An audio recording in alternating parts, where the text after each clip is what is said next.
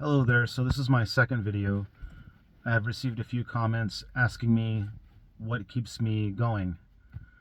So I'll answer that. Obviously I have another child, and I also have a daughter. She's my stepdaughter, but she's my daughter. She's 14, super intelligent, and a really cool chick. Um, my perfect wife, who I mentioned, and also my mother. My mother lost my brother, who was 18. I was 10 at the time, in 1991. And I can't imagine losing two children. So I stay around for her as well. However, that doesn't mean that there isn't days that are so painful, mentally, physically, spiritually, whatever, that I really focus inward and think about my thoughts and my views more than theirs. And I think that's something that um, people who have dealt with loss can understand on a certain level. I might jump from topic to topic. Like I mentioned in the first video, I had 2 strokes, so sometimes it's a bit hard to concentrate. So one thing that a friend told me was that after the accident, I really didn't smile that much anymore, and that's true, and that's kind of obvious. The loss of a child is pretty horrific, and then being in pain all the time is pretty bad as well. I had noticed shortly after the accident, once we got a nice living situation in my aunt's house, a friend said that we should go on a little close mini vacation. So we went to Grand Canyon. I had never been there, and neither had he. And I got really, really close to the edge. I'm not afraid of heights anymore. I'm afraid of being on ladders, like on roofs, but heights really don't bother me. But they really did not bother me after the accident. And he even kind of grabbed my hand and said, "Hey, what the hell are you doing?" And then I felt that he got close, and I was like, "What the hell are you doing?" And it's kind of laughable now, but I don't have any fear of dying. In a way, that's probably a good thing. Another question I got was, how do I get out of bed? Um, my sleep schedule is really messed up. Usually I can wake up from any time from 10:30 till about 1. Today I woke up at like 12:15. I do take a lot of supplements, and they help. I take them twice a day. Multivitamins, vitamin C, turmeric, garlic, anything that can help with inflammation or pain, I take. A lot of people commented on the soft white underbelly video for me to stop taking opioids and that sort of thing, and I'm pretty sure they have no idea what they're talking about, because I have tried everything, and I'm still trying everything. Holistic stuff, praying for healing, going to healer type people. So I've done a lot. Getting out of bed, medication really helps me get out of bed. The supplements really help me get out of bed. My family, being with them and having them with me, helps me get out of bed.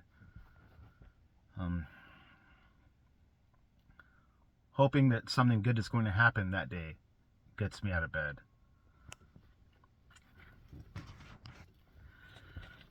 Shortly after my son died, when I could start walking again by myself without a walker, just using a cane, I had an experience at a thrift store that I want to think that was him. But of course, sometimes things happen and it might not be him. But I was at a thrift store in Fontana, and I was walking around, and I saw a father with his young son. I think he had glasses, and I got really depressed, because that should be me with my son. So I kept walking around, and I felt down. I felt very, very down. And then all of a sudden, John Lennon, A Beautiful Boy, comes on the satellite radio at the thrift store, which it's an old song, and they don't play it that much. You just don't hear it on the radio, really. But I had a job shortly before my son died, in which I was helping a friend who was a mechanic, and sometimes I would put on my, YouTube and listen to that song over and over again, because I missed my son so much, even though he was just at school, and I'd cry. So, going back to the thrift store, they played that song on the satellite radio, and I thought, maybe my son's trying to tell me something. But being a logical man, it's really hard to believe that. So I kept walking, and then I ran into a rare toy that he had that I had never seen before, and it was there on on an end cap. So it kind of somewhat made me feel like, yeah, it was him, but to this day I don't know. Another experience I had was when I was living in the motel. We had to go see my orthopedic surgeon, and I realized when I was in the car with my wife that I just drank coffee and I didn't brush my teeth. And so I asked her if she had any mints or gum because I didn't want to kill the doctor with my breath. All of a sudden, the whole car got engulfed in mint, the smell of mint. There was no mint leaves around. There was nobody near us that opened their door, and their air freshener it was too much anyway. It couldn't have been that. But what was weird about that is that my son loved to mint everything. You know, junior mints, mint ice cream, mint this, mint that. So I think that was him trying to say, hey, I'm here. But I'm not sure. I'll tell another story. Around 2010, I was attending a charismatic church. That is kind of where they like speak in tongues and they're more spiritual than a regular church. I was always kind of on the fence about my beliefs about that, but I don't know. Anyway, it was around 2010. My second wife had left me, and I was just destroyed, just trying to find something, trying to move on. And by the way, I never had any kids with my past wives. I only had kids with my wife now, thank God. So I was at this church, and that day they had a prophet who was there, which I guess if you don't know what that means, it's kind of like a psychic, but in Christianity. He's there, he's going to tell you your future or that kind of thing.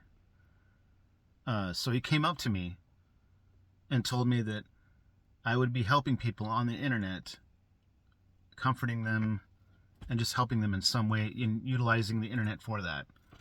Which at the time, I could not understand how that would work. I didn't use YouTube for anything. I had a small business that was online, and I emailed people, and I researched stuff. That's basically all I did online.